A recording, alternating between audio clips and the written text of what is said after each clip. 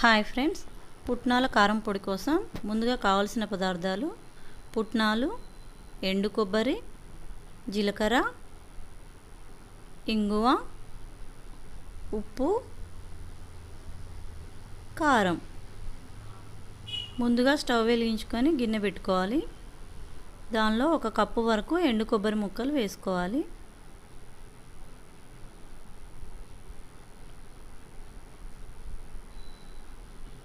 ఈ ఎండు కొబ్బరి ముక్కల్ని బాగా వేయించుకోవాలి.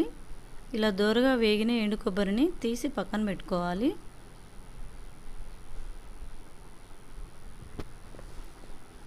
తర్వాత 2 కప్పుల వరకు పుట్నాలు వేసి వేయించాలి. ఇవి ఎక్కువగా వేగనవసరం లేదు, కొద్దిగా వేడైతే చాలు.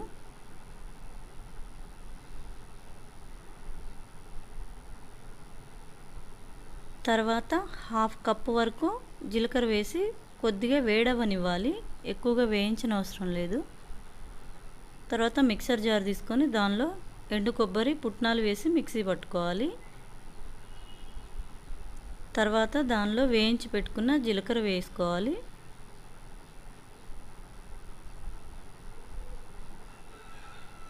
తర్వాత 1/2 కప్పు వరకు కారం వేసుకోవాలి. ఇది ఘాటు తక్కువగా ఉండే కారం, అందుకే 1/2 కప్ వేస్తున్నాను, చూసి వేసుకోండి కారం. ఉప్పు 1 స్పూన్ వేసుకోవాలి.